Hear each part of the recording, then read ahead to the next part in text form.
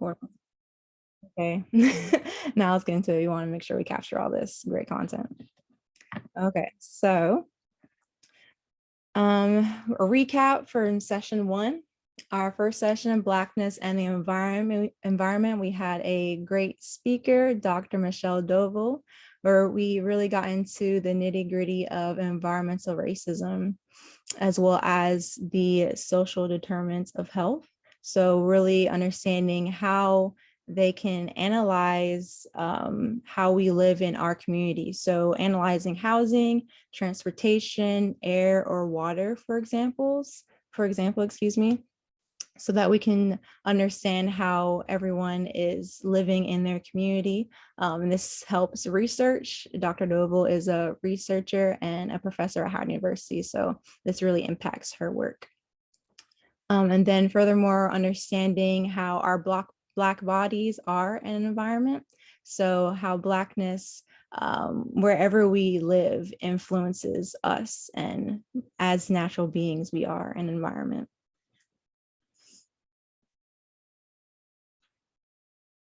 Okay, so community guidelines, as usual. This space is a community learning space, so we really want to make sure that everyone here feels safe. That's why we emphasize is for Black people, but we really want to make sure within that we don't tolerate any ageism, gatekeeping, disrespect, or any other ivory tower attributes. We definitely encourage dialogue. So feel free to comment, have questions, send them in the chat, send them in the Q&A. We'll get to them as soon as possible. And if there's time for anyone to unmute and speak, we really encourage that, of course, but since there's a lot to cover, definitely keep those brief.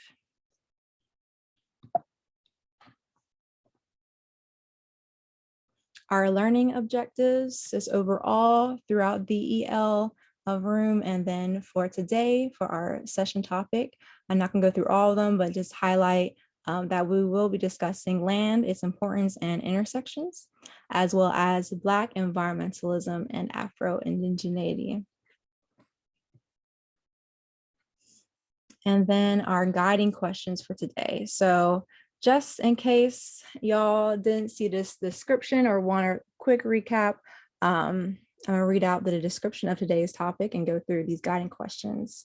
And the guiding questions are some things we want you all to mull over as the session speakers engage in discussion. So the description: the way we experience our environment is dependent on 3 significant factors: proximity, land, and place. Due to environmental racism and generational trauma, many of us have lost our connections to land. In our discussion, we're going to delve into Afro-Indigeneity and their relationship with land and how it has shaped into what we see today. So I'm going to give y'all a few seconds to read over the guiding questions.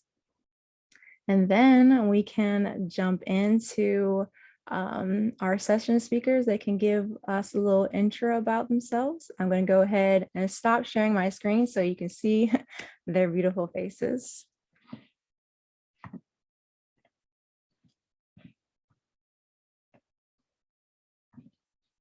All right, Tondi, do you want to go first for the intros? Sure.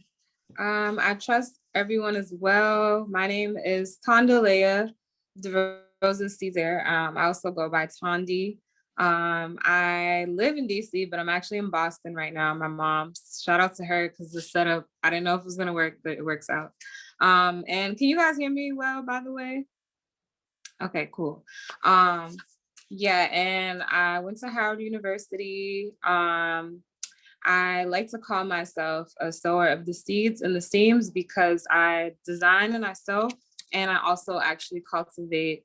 And I've been enlightening and teaching everybody from youth, families, returning citizens, and seniors about agriculture, growing, gardening, herbalism, you name it.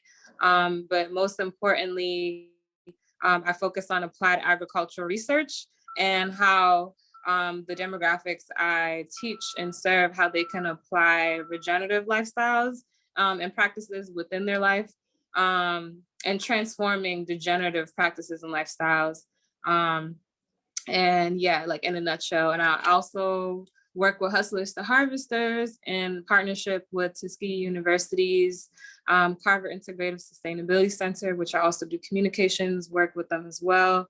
And I'm a bit of an alchemist or a creatress, and dibble and dabble in like using earth medicine for some products that I'm like still working on and I've been doing research on for the past few years, and applying it in my lifestyle. And yeah, it just in a nutshell, what I do and who I am.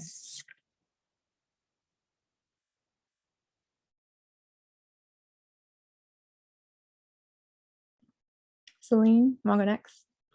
Yes, I can go next. Firstly, thank you, and I'm grateful to be in the space communing with everybody. I am Celine Simbi. I use she, her pronouns. I am currently living on the Haldeman Tract, Turtle Island, also known colonially as Ontario, Canada. I'm part of the Black and African community, and my family is Indigenous to the area divided through colonial borders and separated as the Democratic Republic of Congo and Rwanda. However, currently being disposed from that area as a result of genocide stemming from colonialism. I define being Indigenous as a relational connection to land in which you have an ancestral and familiar connection to the place. It's also a relationship between people and the more than human world of the particular place. I show up in the space as a dark-skinned African woman whose mother had to flee her home at 7 months pregnant with me, giving birth to me in Zambia, and then seeking refuge in South Africa, where we lived as refugees for 18 years. I'm also a third-year university student, but right now I'm communing with all of you as a Black geographer, an Afro-environmentalist, and a member of the African diasporic community who only hopes and dreams of liberation for all colonized and oppressed peoples. Adriana, did you want me to go next? Yeah, you can go. Okay. Well, thanks for having me so much. It's really great to be in this space. My name is Lamicia Whittington, also go by LA, the community naming, streets naming, so feel free to call me that. Pronouns of the She Trilogy. I'm based in North Carolina, and I dropped a little bit briefly in the chat that it's also my ancestral lands. As an Afro-Indigenous woman, I come from the Appalachian Mountains, as does long legacies of my family, my community, and we actually come from a settlement called the Kingdom of the Happy Land. And so growing up for me and, of course, my professional career, my life, my passions, pursuits around environmental justice and actually seeking that justice is a result of being reared in deep mountain folks, deep mountain religion, faith, spirituality, being water protectors, air protectors, and just seeing our land stolen. Even now, a lot of our, again, post-slavery settlement land has been stolen by hemp farms that have now renamed themselves the name of our settlement and selling hemp and weed with the name of my people's land. And so just the disrespect of seeing a lot of my people, my brothers, my sisters locked up still in the mountains in the prison industrial complex, and also prison complex because the opportunity for me, that's where I come from. And so just that understanding of who I am and the legacy of trauma, of pain, but Black joy, Black resiliency, and also our story being hidden. A lot of times when folks hear indigeneity, especially Afro-Indigenous, it's this perception that that community solely means that it was, individuals who were brought during the transatlantic slave trade and then either escaped or assimilated into Native American tribes. My people were part of the African tribes who brought ourselves over before the transatlantic slave trade. It's because we were already kings and queens. We were already chiefs and chiefesses, right? We were already in charge of trade, building our own boats. We didn't have to be taught how to be resilient. We are the original creators. We are the original originators in sustainability. That is where we come from. And so a lot of my people, their origin story of us is we traveled here along the Appalachian Mountains is the same connectivity, but across the oceans, Atlantic Ocean to get here. And so we lived amongst other Native American, but other indigenous tribes. And we actually built this nation before it was colonized, co-opted, and genocide ravaged our communities. That's why nearly 24 of the states in America still have the indigenous names. That's why North Carolina, most of the rivers, the waters, the creeks, the counties still have the indigenous names. Our people named it so. And so to see our voices silenced as who I am, because I'm here to bring a current generation, current topic. A lot of my people were killed or slain or silenced for the fear of massacre, right? And so I'm here to bring about a part two revolution. I'm speaking out about our connection to the land, but also why we're tied in liberation to the land. And so my work now, I serve as a deputy director with a 501c4 and a director for C3 that is all Black led. And it's a Black board, have dreamed of it. And we work on environmental justice, economic, crime and justice, and of course, whatever it means to keep our people alive. And so I fight against water contaminants, have 2 petitions, lawsuits to the United States Environmental Protection Agency for the way corporations have dumped into our rivers. I'm also professor of diversity and environmental justice at NC State University and Meredith College. And it's really degrees period aside is my experience, and it's our experience that has burned this into our souls and etched. This is our inheritance. And the paper, the degrees, the titles, it's all because we have to step into the space and own it, but it doesn't make me. And so it's just really good to be here. And thanks for creating the space for us. Yes, of course. I'm so glad you all speakers are here and attendees are here. Thank you for giving us that background so we can understand which lenses. I mean, they're all going to be very similar, but of course you have different expertises. So how we're going to see you all discuss this content. So I'm going to go ahead and share the screen again, and we're going to get into our first subtopic.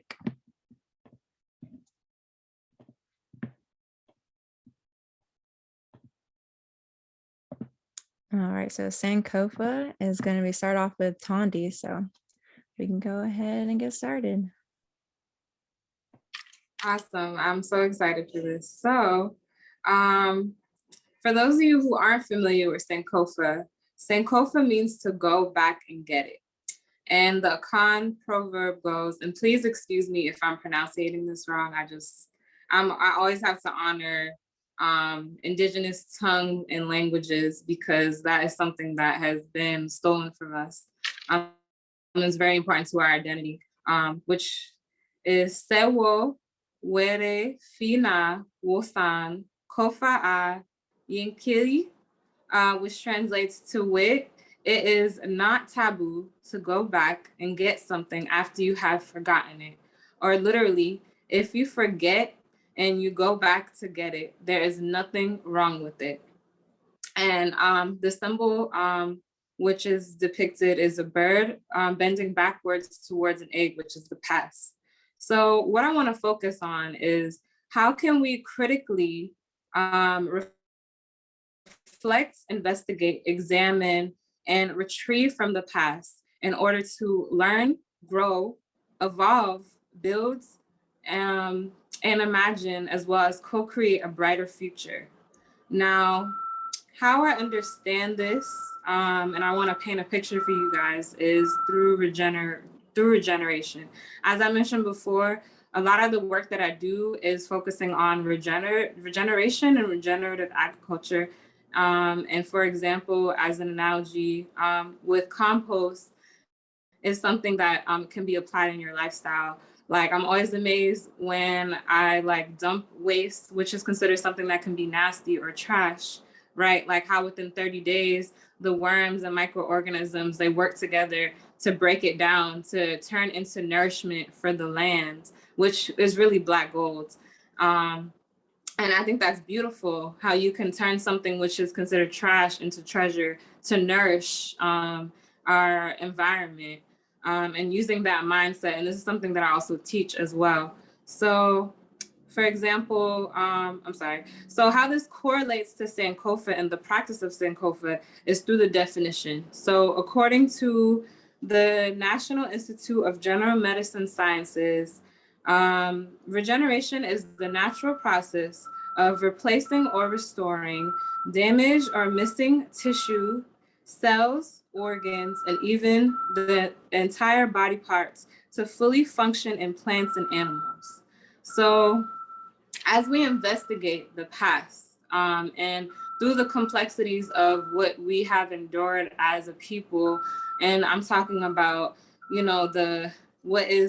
what we have to look at it for what it is, right? So that includes what is flawed, the good, bad, and ugly, the pain, the mistakes, the lessons. How can we take these lessons, right, and examine them and critically, not just examine them, but critically examine them in order to learn from them and understand, and being able to reflect from the place that we're at now, in order to ensure that what has happened to us doesn't weigh us down and doesn't hinder our future from being brighter. And doesn't hinder our imagination for how we can be better, how we can change, how we can restore what has happened to us previously. And I believe through regeneration, just like as I mentioned through the compost, using that analogy, how we can be able to use these lessons from the past, use it to be able to nourish us so we can have a fertile future. And we can be able to grow and build anything we can imagine. Because it is really an honor and a blessing for us to all be here. And I'm not sure if everybody is aware of this. I know I'm still going through healing through karma, pain, trauma in my bloodline. Until this day for my whole family and generation, but just us being here, existing, having this conversation right now, it took so many generations of our ancestors to go through what they went through for us to be able to be in this moment, to reflect at what happened, and to be able to have this discussion, to be able to discuss how we can improve and how we can improve our lifestyles and our relationship with not only each other, ourselves, and the environment. So the next generation can learn from what we have gone through and learn from, the past. And I also want to acknowledge how, again, using this notion of regeneration in correlation to Sankofa, how we can build this harmonious relationship with the natural world, with our environment via agroecology, Afro-Ecology, into that trauma that has degenerated our cells, our DNA, on a cellular level in order to regenerate. And I definitely want to get more into how we can use the land and the earth as medicine when we get to that topic. But yeah, all in all of this just ensures that we don't repeat these same cycles again, and that we don't repeat his story, because his story repeats itself, right? Our story is not supposed to repeat itself. That is not even something that our ancestors believed in, because they knew that we were eternal beings, and our connection to the land and the earth, like it's beyond any cycle that is supposed to repeat itself over and over again. But I also believe that again, through the healing that will happen through this connection between regeneration and Sankofa, that we'll be able to restore the detrimental impacts that has happened within our environment, community, and self, while we are able to rewrite our own story, a new story that is brighter and better. I also want to focus on, secondly, our innate relationship to nature. And again, I don't want to get too deep into the complexities of what we have gone through, because I feel like all of us, we have a good understanding of that at this point. I really want to focus energy on how this bond can never be severed, regardless of what has occurred, because it is just innate within us, because of that innate relationship, that we have with nature. And again, this also grounds us back to the land, back to place, back to identity. And all we just have to do is remember that everything is already within us. It's already written within us. We just have to remember and retrieve it. And again, this is the whole notion of what Sankofa exemplifies: going back and retrieving and remembering. And I again this inner knowing, and I reflect on this a lot when just doing the work that I do within nature, how we can use this as the antidote, use the earth as the antidote to the poisons, or i.e. poisons, or just like what we have experienced.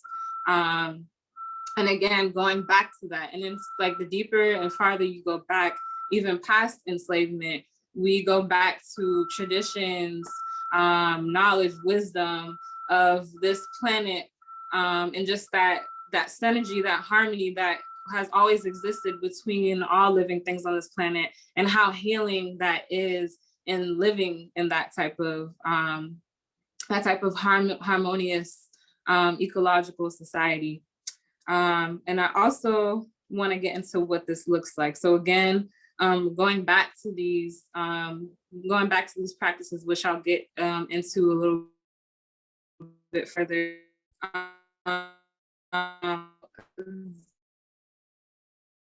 Versus divine timing, just even how we perceive ourselves in this moment and in the past, and how important that is, and just to our mental health and our sanity. And sometimes I have to catch myself when I do this as well, because in the spiritual realm, everything is everything. There's no disconnection between past, present, and future. And it's like the more and more I realize as I connect to nature and just like my relationship spiritually, how nature just speaks to me and reaffirms so many things when I'm stressing or worrying. And again, this is something that we all have access to. It's just whether it's dormant or not, given the society we live in. It's like the more and more I realize and I just connect, I just realize like, why am I stressing or worrying about everything?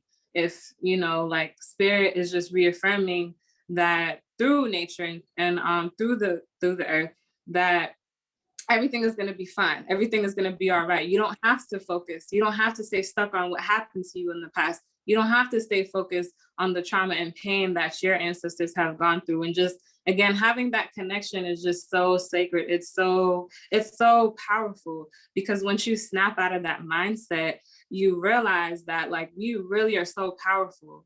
And it's like, once we tap into all these different modalities and resources that are all around us abundantly, these are free resources, going out into nature and grounding yourself and connecting to a tree, connecting to a plant, connecting to water. Again, these are things that was just second nature to who we are as Indigenous folks of this planet, of this land. And in contrast to where we are now, which is why we see a lot of, illnesses, and when it comes to like mental health and ailments, because there's really this disconnect between that relationship. Granted, it is a blessing that so many of us are connecting, and even the fact that we are here right now having this conversation, but we do need a lot more, because even just being in DC, the things that I see, and the work that I do, just enlightening people, because, just the things that they go through every day, if they have different ailments, like just their reaction when I tell them like this tree or this herb, and just being in the garden and just like how their spirits are uplifted. This, again, it all goes back to our relationship with nature that can never be severed. And also too, when we move in the organic natural rhythms of the earth, right? And how that impacts our relationship to the natural world. And again, these are things that our honorable, wise, enlightened ancestors, they already understood. Again, it was intrinsic. And versus in contrast to the negative impacts of not moving in this organic rhythm of the earth, right? And we kind of see that how that has even impacted us, and the implications of that even last year, and how just even in spite of what all of us has went through around the world globally, how many people have like have woken up, and how a lot of people are taking their health even more seriously, and just seeing how important it is to have access to just like green space and preserving green space, and just being able to go outside when you can't, when you're confined to your home, like how important that is. Granted, it took us something like a pandemic to realize that, which is unfortunate, because it shouldn't get to that point. But the silver lining is that, now our perspective is changed. Like we can't really take for granted the small things, you know, that we pass every day. And again, this kind of goes back into the consequences of when you live in an inorganic rhythm to the earth, and how our ancestors understood those consequences. And I mean, from now until the past few months, we see earthquakes, natural disasters, you know, and just like all these things that are happening, these are all reflections of the imbalances and the rhythms. We're not as in tune and the way that we should be to the earth. And just like, again, these consequences. Now, from a perspective, from maybe like, from our ancestors' perspective, hundreds or thousands of years ago, what has happened the past few months would have a different response. It wouldn't just be, oh, let's go back to normal, you know. It wouldn't be just go back to normal. It would be, okay, let's stop, let's reflect, let's connect to the earth, let's listen to what spirit has to tell us, let's listen to the high priestess or high priest, and what we should do to reconcile our relationship to the earth, so we don't still suffer these consequences. And we're still kind of seeing that today, because we live in a society where people don't even believe what's happening is real, even though we see it happening every day. So yeah, and again, I only have probably like a minute left, but I also want to touch on reflections and how we are reflections of the earth.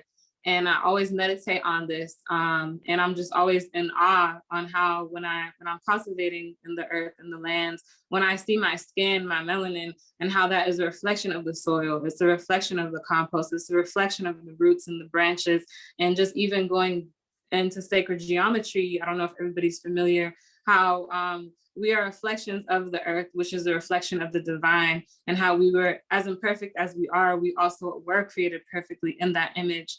And again, how that goes into our Blackness, or this notion of Blackness and our identity, because we are a reflection. And again, that is something that nobody can sever from us. Like, I don't care how they tried generation after generation, and look at how strong we come back every time, because you cannot, we're eternal beings, we're the indigenous ones of this planet, this is our lands.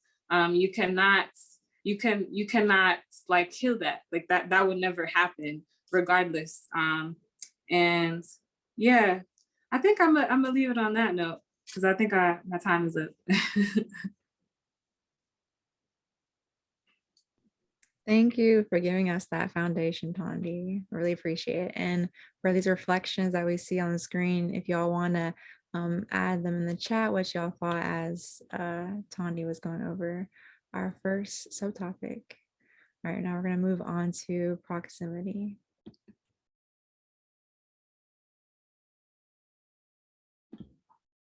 Okay. All right, I wanted to give space, just if there are any reactions or responses. Tondi, I just appreciate you just like really dropping the mic, but I was gonna say ground setting, level setting for us. And so I'm just gonna pick up the baton you've passed to me. And so when we talk about proximity, I really want to go on the thread with really the chart that Tondi has given us, that we are the descendants, we are the inheritance, right? This is us. This is ours. And so when we talk about proximity and nearness in space, time, or relationship, the first is proximity to the natural world. And so I'll give a global context, but because I'm based in North Carolina, you'll hear me more reference the US South, but again, we're connected in the struggle against imperialism, against capitalism, against just the colonialization that has really created the devastation that we see both on us and of course our natural world. And so United States, I like to start historically, because if we don't know where we came from and we don't really ground and dissect exactly how we got here, then we wonder why we're in a climate crisis. And I hate these terms because they're created in a vacuum of academics and research that ignores the everyday lived shared experience of communities and the colloquialisms that we use, right? You know, it's trash dumps in my neighborhood, it's not landfills. And there's these terms that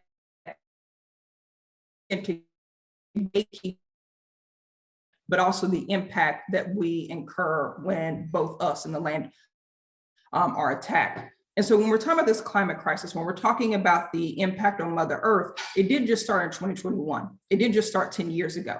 Our proximity to nature, our proximity to land, as I ground in my introduction, began as indigenous cultures. We are all indigenous to somewhere, period.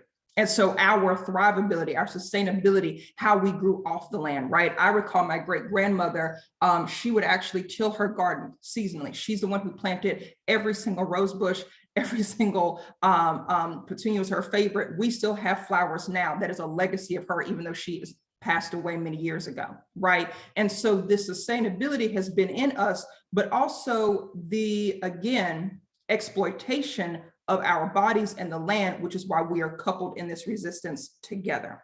And so historically speaking, and this is where I'm going to start, in this period of time of slavery in US chattel slavery, there was a research done, and it was called the stock of slaves. Now, you'll never hear me call my ancestors slaves, period. Again, we were kings, we were queens. Enslaved was a state of being that was forced upon us. That isn't who we were as human beings. So you will never hear me refer to my people as slaves.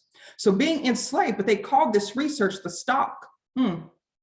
They looked at us as human capital, not just our labor, not just what we produce. So this research went and it studied 55 years, the last 55 years of slavery before emancipation. In 1805, 1 million enslaved people were valued at $1 million. In 55 years, here we go, 4 million enslaved peoples were now valued at $3 billion. Our human capital was valued as a stock to the point where we were worth more than all of the farmland combined in the US South, and almost worth more than all the buildings in the US South. So we were called real estate. So even how we were looked upon and how we were used as this economic vehicle to actually create what we know as the United States, what we know that created this Constitution in 1776, all this came about because it was the human capital that was tied into the land, and they both called us real estate. And they could sell us as both together, and they did. Auctions was the person and the land. And so in addition to this economic extraction, right, of our capital and the land's nutrients, what happened is there was another research that discusses how the land was destroyed because of what the plantation industrial system. Plantation industrial sounds like a word we use today, right? Prison industrial complex, corporation industrial complex, sounds familiar. It's the same practices. So we were then taken, and some of my people, like when we talk about this, our land was taken from us, or we were brought to a foreign land. We were forced to then ravage that land from forced slavery, and then forced over, right, utilization of that land through extraction, and rich, fertile topsoil, what we used to grow our food, what we used to rear our babies on, was now destroyed in a matter of 100 years. Topsoil that had been rich for millions of years, it only took 100 years of slavery to destroy farmland, to the point where even in 2021, states in the South are still trying to figure out how to revitalize and rehabilitate land that was destroyed during slavery. So our proximity to the land is not only do we come from the land, and Tande really ground us in that reality, and we have to hold on to that. We also have to see the birth of the struggle and the capitalism that has created the Gulf of Mexico being caught on fire, the same exploitation globally of e-waste and corporation greed that connects us to the global South is the same atrocity that connected us to the land when slavery was enshrined in this nation. It's not separate. The land and us are not separate. That's why our liberation is tied. That's the B, proximity to polluting facilities and or environmental harms. That's when it began, because they polluted our lands and they ensured that we were harmed, right? Slavery was harm, it's trauma, we know. And so when you see Mother Earth responding with climate crisis, we hear climate disasters, and we call, hurricanes that are 500-year storms. Now they're coming every year, climate crisis, but let's really break it down. Mother Earth is sick. That's what the response is when you're sick. That's COVID-19, when the earth is sick. She is spitting up the pollution. She is spitting up the contamination. Our communities have health disparities. Our communities are sick. We've lost even more in pandemic, but we've been in pandemics. We begin to see the signs of environmental devastation on our lives, whether it be asthma or cancers or kidney disease or maternal health impacts, but the Mother Earth is also going through the same thing at the same time, and we are responding in illness at the same time. So climate justice, proximity to the land, is also proximity to polluting facilities that is causing both us, the people, Black people, to be sick, and it is causing the earth to be sick. In the US, 56% of all people of color live only 2 miles away from a toxic waste site. It's because that plantation that operates upon all addition to and farmland was then sold at low property value, right, to dirty corporations. And the descendants that were now emancipated, we know statistically our people remain in proximity to the plantations from which we, really most of us fought to tear our own shackles off. I don't want to give credit to the oppressor. Believe me, they didn't free us because they were benevolent, right? And so when we talk about proximity to these pollution sites, it began at the plantation phase, but emancipation allowed for corporations to use that now torn up land to create dirty businesses and then hire our people and pay us slave wages. The prison industrial complex, modern day slavery. This didn't just begin. We all know this, but we have to know these historical points to say, why are we in proximity? It's not because we are naturally inherently sick. They've tried to make us sick, y'all. They've tried, because Tondi said this, they've tried, we're still here. It's because they've set up an economic system in order for them to benefit. And globally, the reason the plantation industrial complex, the whole purpose of it was to also export cotton and other, right, natural, what we grew, now manufactured through slavery. It was to manufacture it globally. You had abolitionists who, Sarah Parker Redmond, bad sister, y'all, traveled over to the UK during slavery to demand that the UK stop purchasing cotton until we were free. The same thing happened almost 100 years later when Sister Imelda West traveled from Louisiana all the way to Tokyo and said, you're not going to put a dirty corporation in my backyard, and they didn't. It's the same thing we're doing right now. That's our not only to, which is C, that even when we were going through it, even when we were created to come here and nurture the land, but then we were taken and placed and forced to ravage the land through slavery, and now emancipation, his corporation, our proximity to one another is mutual aid. It is, we take care of ourselves. And the Black woman, we don't get enough credit. No, we don't. The proximity to one another, when I say Sarah Parker Redmond or Miss Imelda West or Sonia Whittington, I have to give my mother credit because she's the reason I'm in this. She fought a dirty corporation and won. When I talk about all the elders, we always see a Black woman is the reason we are still here. And that proximity to one another is resiliency. I hate that word because I feel like we deserve to rest 1 minute, y'all. I just feel like we do, and I'm tired of that word. But we are here, and our proximity to one another is why this conversation is continuing today. And I just appreciate y'all being in the space, but I really want to have this discussion with y'all of what proximity and community means to y'all, because we are not a monolith, even though we're melanated. We're not a monolith, even though we're melanated. Our cultures are not a melting pot, even though they have tried to extract from us our very life source in order to continue to make their greed at the expense of our lands and our lives. I really want to hear what community is to y'all.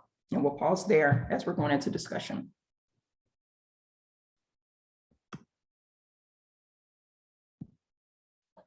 And so here's the question.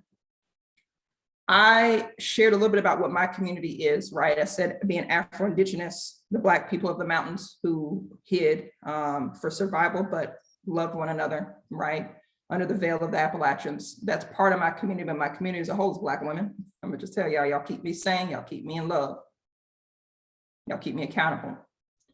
I would like to invite either on mute or off, you know, in the chat, whatever's comfortable, because I know everyone's extrovert versus introvert, and we don't want to, you know, one size doesn't fit all, but we would love to hear what is community and who is your community? I can start with answering the question. For me, who my community is, Black people, more closely Black women, Black non-men, dark-skinned Black people is my community. Those are the people that I choose to engage with, to build community with, to build liberating futures with. And what it means to me is being in connection with people. Although we're not a monolith, we share similar experiences, and we know that when we're in a space together, I do not need to justify my existence in order to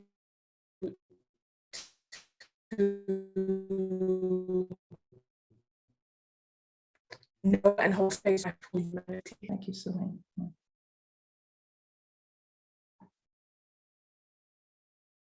Would anyone else like to share? I can share. Hi, my name is Jalen Ward. I use they, she pronouns, and I'm the Director of Diaspora Strategy at Generation Green. And I'd like to find myself a part of communities of Black people from the Caribbean diaspora, Black people who were the first to be enslaved in Panama. I find my connection to those people, that cultural background. On a more micro level, I find myself in community with queer Black people of queer gender identities, Black people from backgrounds where pronouns don't even exist, and gender is not a central construct to our existence. I identify with Black people who are anti-capitalist. So many fronts of identifying with people, so many micro communities, Black people from New York, those Indigenous, those from a migration, so many communities, the Afro-Southern Blacks, and of course, Black women, we be holding it down. And yeah. Thanks, Jalen. It's really great to be in space with you too.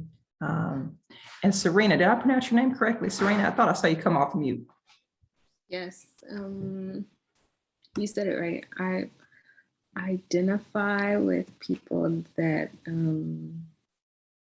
are migrants of maybe the Great Migration, and you know, see those new destinations as maybe homelands of sorts, since as a way of like taking ownership of space. I see myself in community with people that like artists, like Black artists that don't make figurative work. I see myself in a community with environmentalists that are mostly interested in the socio side of it. I see myself in community with people who like water, and that's probably it.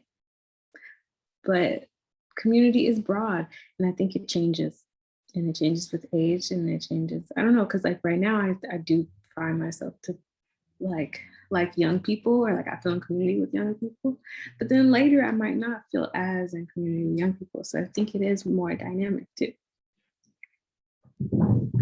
Thank you, Serena. And you've really led us into kind of like the part 2 question, and I'll read a statement from Zoe in the chat. And the part 2 is, how do you create and build community? And Serena just really like landed us kind of in this direction of community. Sometimes it changes. And so that second question, if folks could think about that and unpack it with us, how do you create and build community? And really quickly, Zoe said in the chat, and please let me know if I didn't pronounce your name correctly, my community is Black people, specifically queer Black women and other LGBTQ plus brown and Black people. And community to me is just a safe space filled with unconditional love and accountability.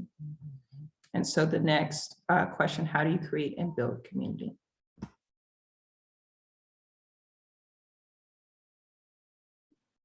I can go. Hey everyone, Venus King, I'm our network director here Jane Green. But I think building community, a main thing for me is just like trust, because trust is like the forefront of the first commitment to like, I will do this with you. I will go to bat for you. I will share resources with you. I will love with you. And then it's also just like trust to introduce you to my family and grow. So yeah, also emphasis on like shared resources and all, not always economic resources, but I think like time and empathy is a big part of community and how that exchange works. Yeah.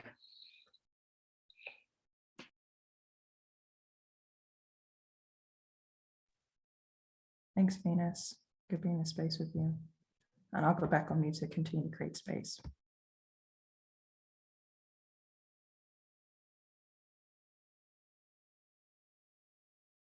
I'm gonna go next. So yes, to the question, how do you create and build community? I would say that for me, it's being proactively creating a space where we feel respected and where we feel heard and listened to, in a space that is, you know, comfortable and where you don't need to have your guards up all the time.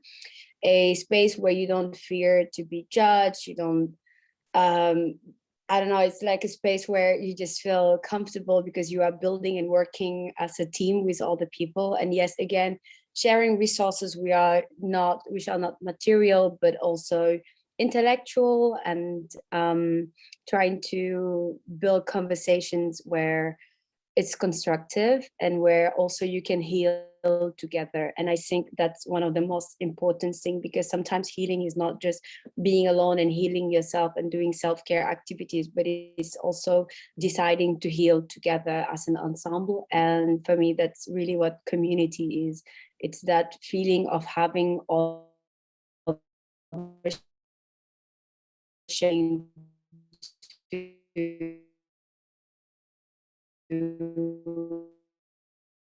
one. Oh, and yeah, and of course, a space where just anyone who's new is evil to you is just not gonna come. For example, white people, because again, I'm in Germany and it's a very big thing here to have white people, or sometimes even unfortunately people who were born here and that are just a bit disconnected, and that would be like Black person, but that have a lot of racism inside of them because they just grew up with just their white parents and in very dodgy neighborhood, and have a lot of things to unlearn as well. Like for me, some of those people are not part of my community because around them I don't feel safe and I don't feel myself and I don't feel like I can be heard and seen. Yeah.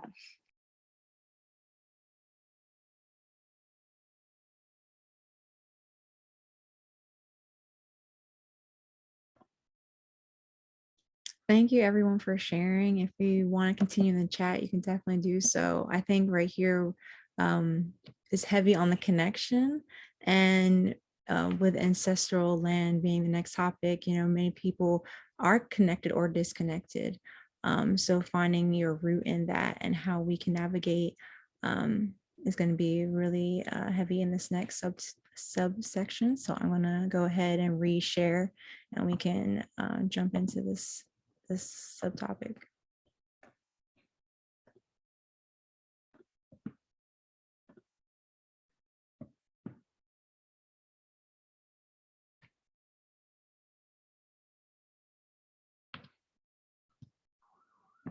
Okay, so lands. I definitely want to, I realized I didn't really get into my own background, where my people come from, so this is perfect. So on my maternal line, my mom was born in Boston, but I have a side on my mom's side that came from Alabama, and I always heard that they had land there. Didn't really know much because, you know, I grew up in Boston. And then another side on my mom's dad's side, after doing, definitely, if you guys want to know about your ancestry for free, look up FamilySearch.com, because I discovered things about my family and they're connected to the land that I've never heard of and my grandfather didn't even know. And that he has peoples from Canada who had land. They even were entrepreneurs. They owned a saloon back then. And in a time, you know, when we're just taught and conditioned that, oh, like, you know, like our peoples were just so down and out, like they didn't make anything out of themselves, you know. And I always heard they had land there and there was indigenous roots, but I didn't have the pieces to connect that. And I know there's a lot of us who don't really have the pieces. Like we know somewhere in us, but we don't know, we don't understand, or we just don't have the resources. And then on my grandfather's side, they also were landowners in New York. And I went as far back into the 1700s. And it was kind of crazy because just seeing that back then, even on the census, and ironically, he married a white woman, but it was interesting how he was listed as Black, she was listed as white, and their kids were listed as mulatto. And he even had a white man who was an indentured service on the land. All of this, which nobody in my family knew. I was the one to, you know, unlock this key. So I definitely encourage you to learn, because you'll be amazed what you find. And even on that same side, like a great and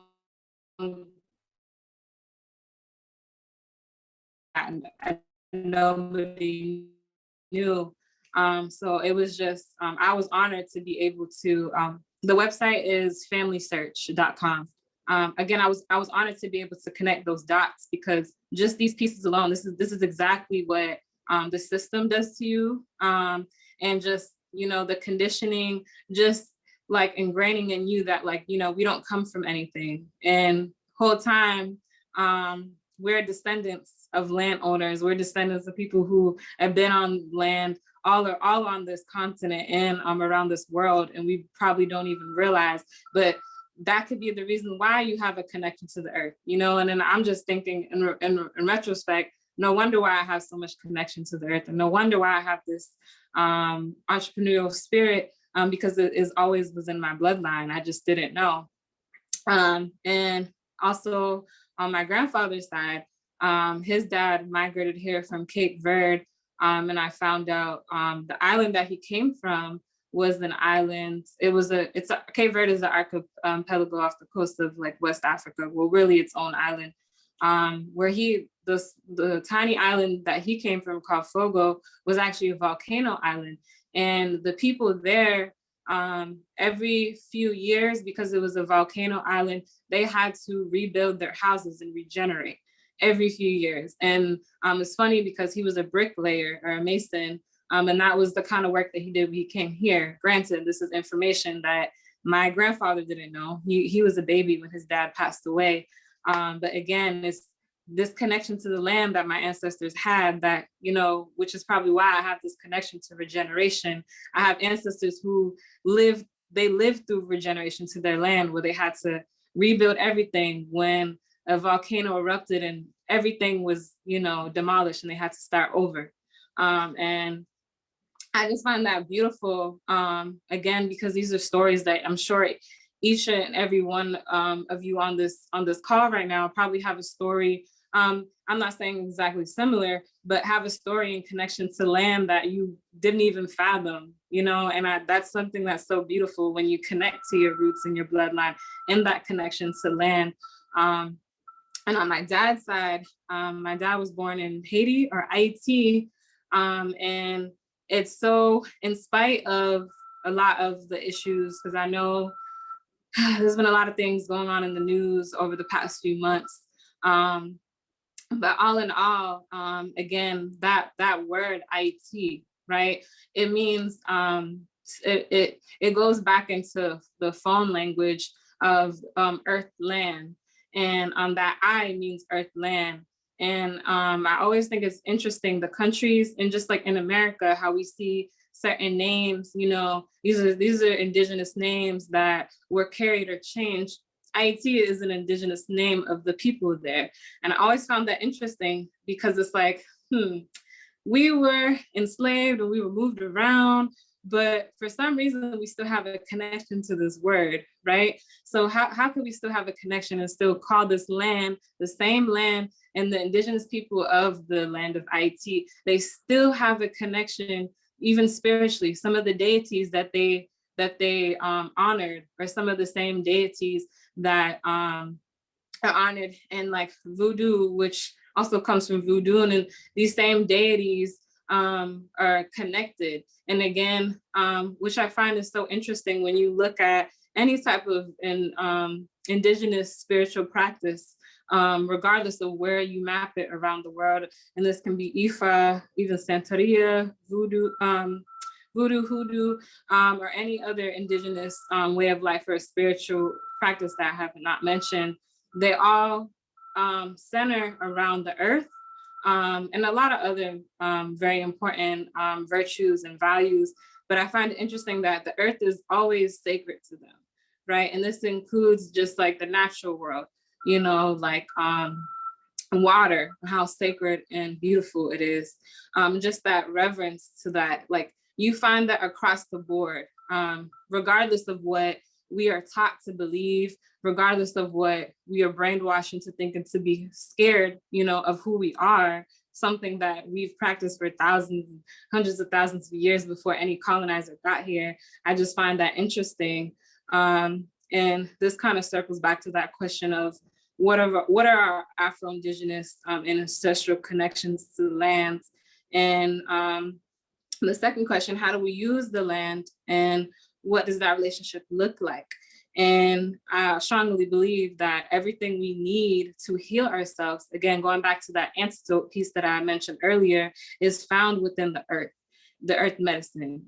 And I also identify as an earth medicine woman. And that's something that there's long lines of that I know, even though I can't physically tell you like each person in my family, because I don't have that knowledge, but I know this is something that has been carried in my bloodline, just from what spirit has showed me and connected me to that, for me to remember, again, going back to that Sankofa. And yeah, like in spite of the trauma and the pain that we experienced, like how we can use these different alternatives in the land as the antidote, because that is, yes, the trauma is there, but the antidote is also right there. And it always was there the whole time. We just forgot. And I think that is something that's so beautiful, because that's something that nobody can teach us. Nobody else can show us how to do, in spite of, regardless of how many movements we have, how many protests, and no shade to anybody, who participates in that. I just strongly believe, feel, see it, experience it when I just see the people that I have healed, and just the healing I've done on myself with the power of the land. And that's why we were, again, removed from the land. And just everything kind of centers and circles back to the land. And I just wanted again to touch on that abundance, not even just mindset, just lifestyle, because before we were indoctrinated and programmed into this moving in silo, capitalistic, independent like mindset. For anybody who's worked the land, you cannot do it by yourself. It's something that is communal. It's something that it takes the effort of the whole community to be able to put an effort in so everybody can eat. And again, this is a mindset of that we've always had. Like they're lacking. Like how would we lack if we have this abundant land that is there's no one owner. Like you can't say that you're the sole owner of this land, because it's so abundant and vast, and it was not created for that. And again, I find it interesting how we view wealth and abundance, because it really all comes from the land and the resources. And from the top, how as much as, the wealthy of 1% have so much of this money, they still live in a scarcity mindset, because what do? They're so like pressed to make more, and they're so scared to lose it. And that to me is not abundance. That's not wealth, because when you have, you're not worried and you're not paranoid every moment and second that you're gonna be lacking. Like that all of that is just it's illusion. It's false evidence appearing real, fear.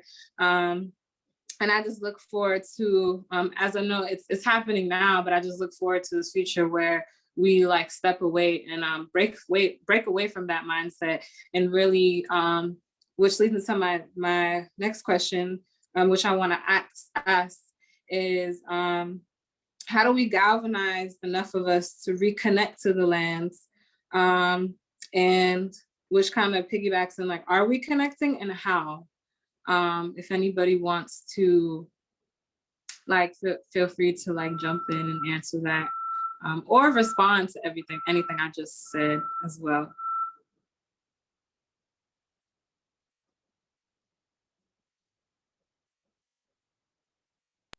I think we are. I think that a lot of people are trying to get people to connect via food and like, where does your food come from? And like using that as a tool to really get people to think further about the earth and like its importance. But other ways are also like trails and things, like trail making and stuff of that nature, like managing public forests and things. I think that people on a certain level do respect nature, but not enough.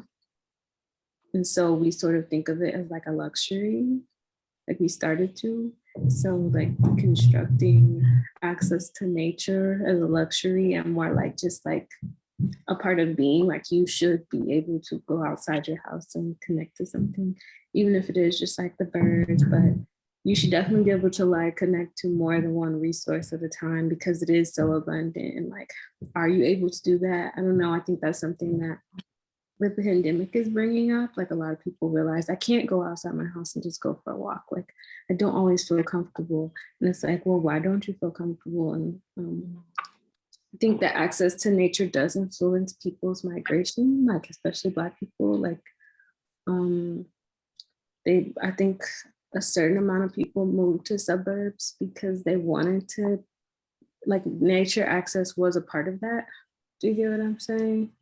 Comes with a certain level, like that is a part of the educational experience that they were considering. So I think it like influences us in like some subconscious way, but it isn't fully there on the tips of our tongues.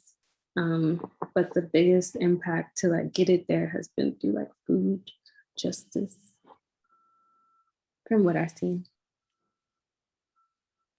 Yeah, thank you. Serena, right? Thank you. Yeah, I can go. Venus again.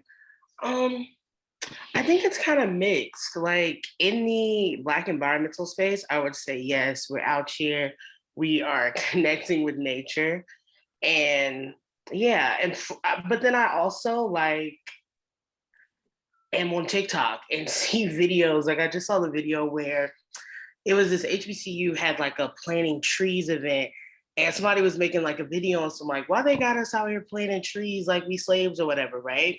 And I feel like we have to address the disconnect that people feel with the land because we were made to work it against our will. So it's like that has to be addressed. And I think the way we do that is just to retell our story and to say that we already were connected to the land before this traumatic, the whole thing happened. And yeah, so I don't know. I think that is where we have to get it to happen and get people like reconnected with the land and like forgive all the stuff that has happened on these same land to us. Because there is a disconnect with Black people and land because of slavery. We can't ignore that. And so, yeah, had to bring that part up. Yeah, definitely. You definitely hit that one on the head.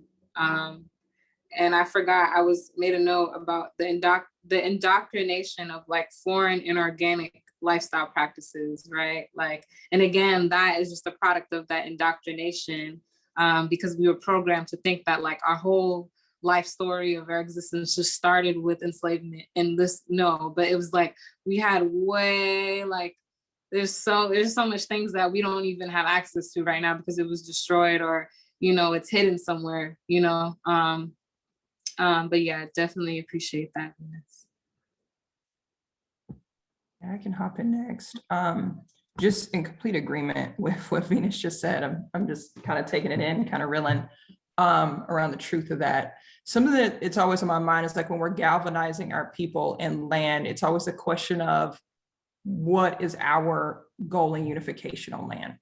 Again, it goes back to that we're not a monolith, right? So then what each of us envisions as liberation on the land may not be the same. And so then it's finding those communities, and before you galvanize, it's what's your purpose? And that's I love land, and it's like, I want everybody to love it the way I love it. But like to Venus's point, we have to do a whole nother reconnection education for folks in a different way for our people. And the other thing that I think about is what are the systems of land in which we, like in this space, it just blows me away. Like when I hear folks, I'm just overjoyed to be in a space internationally with folks like today, and to say, okay, where is that land that when shit gets popping, we can go to? Because that's another version of land. Like we talk about resiliency and we talk about this, and it's hard for me. Like it's hard and this is a conversation I have with my family all the time. Our land that we've managed to keep in our family, it's going to stay in our family as long as we have breath to fight. But is it my charge, if I decide to have kids, to rear them in this system, in this country? What does that mean? Like I'm awakening in this place where every day I go to work and I pay taxes goes to war crimes. Every day I go to work, I'm paying for murder and massacre somewhere else. And now I'm awoken to that reality. How can I go to sleep on that reality? And how can I rear my kids and say, it's okay, we gonna keep on keeping on, when really we could keep on keeping on somewhere else and keep up the education and funnel our people out. But the question is, where's the out? And that's what keeps me up. Like when galvanized, it's like the galvanize of the exodus, and where are we exiting? And that's where I'm living. That's where I'm at, y'all. Wow. Like, I don't even know what to say after that, because you just, yeah, let's talk. That is, wow, need a minute to digest and sort of process all of that. But I want to add an extension to the conversation on land and extend it to the water and the ocean, because as Indigenous people, we are water protectors as well. But also water is a site of trauma for a lot of us because we've been excluded from water practices. We've been when our brothers and sisters were enslaved and taken from the continent across the transatlantic, a lot of people chose the ocean rather than indentured slavery, indentured enslavement. But there were also people that chose to live on and fight and come to the Americas. And also, I think that when we talk about land, it's important to highlight water and the ocean and what that means for a lot of us, and how it's trauma-inducing and our connection to water. I remember reading something about what if we extend indigeneity to being indigenous to water? What if we extend the enslaved Africans who were stolen and extend their indigeneity to being indigenous to the transatlantic, and what would that mean for those people and for our people?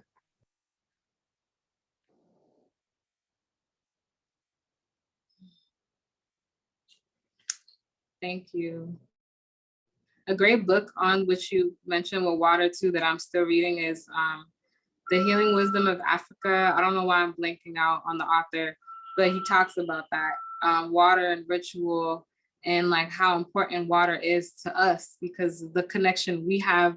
And this is even dating pre-enslavement. And like he mentions of like how when like I was mentioning with reconciling our relationship with the earth, but he says with water, because if we don't, then this is why we have natural disasters, because where there's consequences of something we're doing that we're not supposed to do. Yes, thank you.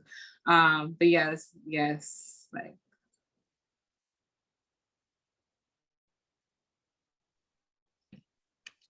I think this is a great transition point.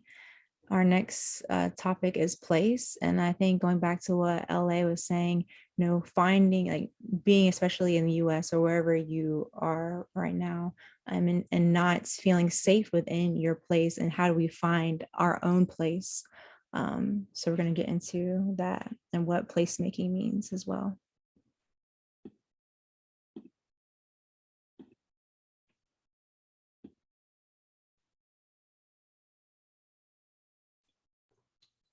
So this is Celine. I'll continue on to the section. So the traditional definition of place is a particular position or point in space. But as a Black geographer, and because of my family's history of moving from East Africa across that eastern seaboard and coming to South Africa and living as refugees, and then moving to so-called Canada and now living in the Imperial Core, when I think about place, I automatically think to placemaking. And placemaking, I would define as finding place in your physical and relational or communal environment, and trying to feel a sense of belonging in the community that you choose to engage with. And through a Black geographic lens, Black geography allows us to go beyond traditional colonial fields of geography that seem to ignore Black placemaking. And to clarify that statement, I would say geography, as we thought to think of placemaking, or we thought to think of space, we think about coordinate systems, the Greenwich Meridian, colonial borders, the modern colonial mapping system that were made in the image of white European map makers, white European men, and colonially defined borders that distort the size of actual continents and actual ancestral lands, ignoring Indigenous placemaking. And when I say Indigenous placemaking, I also want to make the note that this includes Black folks, because Black folks are Indigenous as well. An example of this is Sub-Saharan Africa. So this, the term Sub-Saharan Africa is a translation, and it came at the onset of colonization of the Swana region, North Africa and Southwest Asia, colonially now known as the Middle East. And this was to describe south of the Sahara Desert, so to sort of divide and identify the Black part of the continent, or the part of the continent with Africans with darker skin. And that's where the Sub-Saharan comes from. It's to sort of create that divide. And that's why we still, in the northern parts of Africa, it's rapid or invasive anti-Blackness that's present. Or, as we were mentioning earlier, an example of ignoring Indigenous placemaking is when we talk about indigeneity and Indigenousness on Turtle Island, we're not made to think of Haitian or Jamaican people as being a part of this Indigenous, as being a part of being Indigenous to Turtle Island. We are not made to think, when we currently in the mainstream, when we're talking about Turtle Island, what's known as the Americas, we only think of colonial Canada and colonial US. We ignore the island, we ignore Mexico. And this is because a lot of these places, and this is because of anti-Blackness, and because these places like Haiti and Jamaica are Black republics, and have also been places and sites of revolution, where the people fought against US, or fighting against US imperialism, and are fighting against colonial rule, and are organizing across the diaspora, resource sharing. And these are sites for revolution. And this is why when I believe this is why Haiti or Jamaica is ignored or separated from Indigenousness when talking about Turtle Island. Or the fact that, as we were mentioning earlier, when we talk, the first time, the common narrative is that the first time that Black folks came to Americas was on the onset of the transatlantic slave trade, or during the time of colonization and enslavement, when in actual fact that's ahistorical. Black folks existed as Indigenous people on Turtle Island. Black folks came to Turtle Island and set up their kingdoms and interacted with the Indigenous folks here as well. And Black folks also traded between the continent and also Turtle Island. Black folks were trading. There was lines of communication across the Atlantic. So when we've been indoctrinated to believe that the white man brought us here, and this is the only time we had agency, when that is completely ahistorical. And to sort of lead into the discussion, the first question would be, how can we then reclaim our place physically when we've been dispossessed due to imperialism, colonial violence, US-backed, funded and created wars against our people, or say in our neighborhoods and communities, when our safety and security has been altered due to police violence, gentrification, redlining, in proximity to toxic waste sites. How do we then reclaim our place?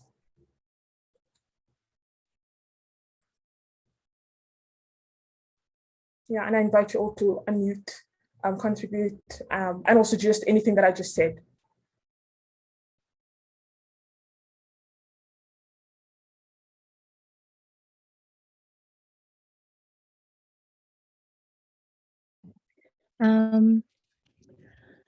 Afro-Indigeneity is definitely a topic that I'm looking to expand on and better understand for sure, because I think there are very harmful narratives that exist on social media that I encounter, where we see Black people distancing themselves from the continent of Africa, saying that, you know, the slave trade never happened, going as far as to say that.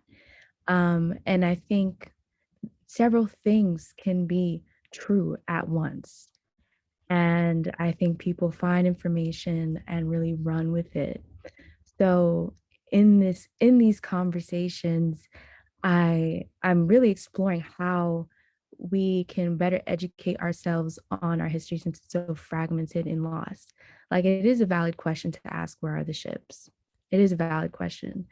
But I think there are great Black oceanographers who have found them, who have found like things from the slave trade that even connect to the environment, that have shown how, you know, it changed shark migration patterns and affected global temperatures and, you know, so many things of that nature.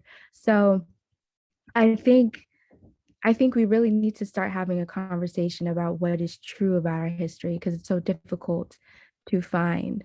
But I know that I have ancestors who were on the first ships in like 1496 who arrived in Panama. That was like the first ship to enter the New World with enslaved Black people. I know that they are part of maroon communities in Panama, and also a migration to Panama from Barbados. Um, but it's just so interesting to me. I wonder how we can have conversations about our indigeneity without distancing ourselves from Africa, meanwhile recognizing that not all of us experienced the transatlantic slave trade. Not all of us can trace our ancestry there, but I don't think that's even necessary to have a conversation about Blackness. I don't think we need to distance ourselves from voluntary and involuntary migrations to understand what our Blackness is.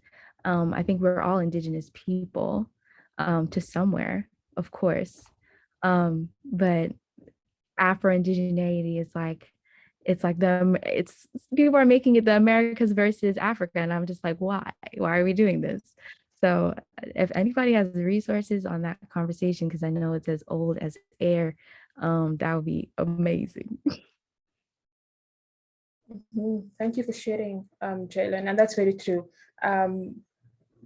Our histories are very complex, and we are complex people, and it's important that when we engage in discussion about indigeneity, Blackness, who we were before they try to completely separate and ruin us and ruin our connections to lands, who we were as people. And it's also important, I believe, earlier mentioned when we were talking about Sankofa, it's understanding that complexity and also being honest about it, and not just taking a narrative and running with it. It's like being truly honest with who you are and where you're at with your learning. And yeah. And like, I think sometimes we use like ancestry tests to also help us as like an access point. But I think that this is like, maybe it's a tangent, but a good reminder that race is a social construct. And because of that, it is not tied to your genealogy. So these tests are testing your DNA and they're looking at, we have like so many strands, right? And it's like these people and these places share some of these strands with you. That does not mean that you are the same race. That just means that you share similar DNA, similar strands as some people who live here, here, and here. But that does not cross into like culture exactly, because that's a social construct. So also like acknowledging, you know, this desire is innate to know where you come from and all this stuff, but like also like how that's not the only way to find your origins. If you get what I'm saying, like some of it is just intuitive and like accepting what we do know, and sometimes even just building off of what we do know until more becomes available. So that's another way to like decipher through what's true and what's not. And then like testing it against people that are in your community, people that you've decided to share space with and place make with, you know, because community is dynamic at the end of the day. And I think that that's what helps me navigate the arguments between the two. Not arguments, they're like the feelings of like my relationship to the continent and my relationship to the Americas is what is my relationship to my own line that I know of? Have I tapped into all the resources that they have been able to give me? Is there more that I can seek from my ancestors that I am in communication with spiritually or in this realm? You know, it's been like the most grounding and I feel like helpful way to navigate that dynamic. Thank you for sharing, Serena. That's really important.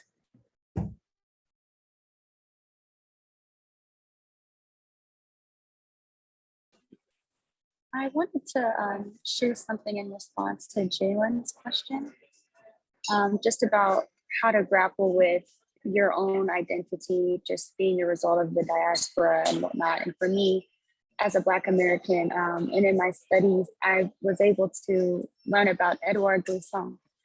He's this theorist and author and poet from Martinique. And I think his work on relationality and also on this concept called the tout monde, or the all world, it really impacted me, just from the sense that being the result of a separation from my original roots, and then to take up in a new place, in a new land that does have this, at the same time, negative association, but also a place that is my home, the only place that I've ever known. And just relation is prided on everyone's unique experience with that. But at the same time, it's not a single root identity. It doesn't base us in concepts of territory, which arise out of capitalism, which arise out of imperialism, which arise out of human exploitation. And so getting rid of those concepts of being able to own or designate land and as something that belongs to humans, I think has helped remove those mental barriers that I previously experienced of trying to feel at home, and just even grappling with my own family history of being in the Americas and having been brought there against their will. So I think that might be a source of comfort with people.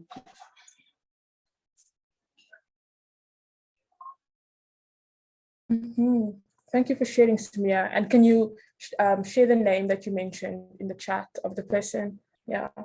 And that's that understanding that we've been indoctrinated of thinking in binaries, of thinking of places defined by colonial borders. And in order to truly understand where we come from as people, but also as communities, as families, we need to think beyond all of that and think beyond the capitalist individualistic mindset that we are forced to live under.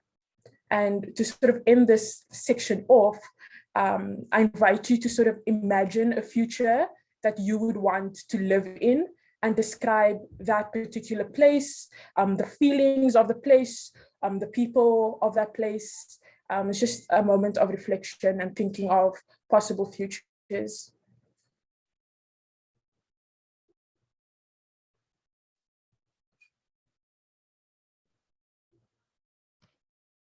Yeah, and we can hold that reflection for ourselves, internally. We can put it in the chat.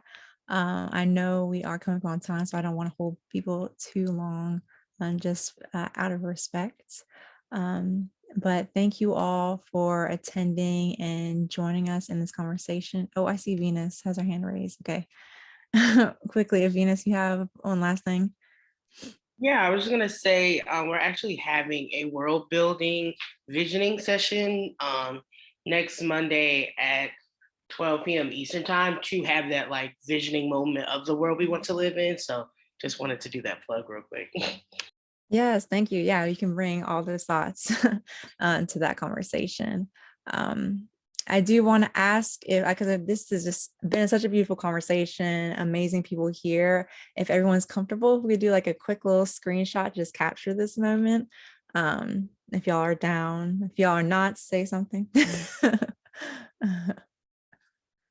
Okay, I think everyone is cool. Okay, Destiny is doing the screenshot because I don't know how to do it. um, but okay, one. Oh, wait. If y'all want to Oh. come off camera, that would be helpful. You don't Okay, have to, yeah, especially if you have a picture, but if you want to, we want to give you space to do that real quick just before we snap. Oh, everybody looks so beautiful, all the melanated people. Okay, let me stop. I guess I can count us in. Okay, so 1, 2, I see more people cut off camera. 1, 2, 3. Okay, I'm pretty sure y'all heard that. I'm gonna grab one more. 1, 2, 3. Okay, yay. Thank y'all. This was such a beautiful conversation. As Venus mentioned, be sure to join us on Monday. We'll share information through email and on our socials about how to join the event.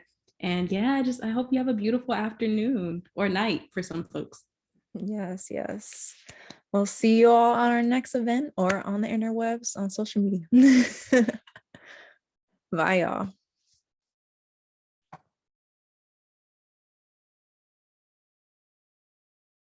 Bye-bye.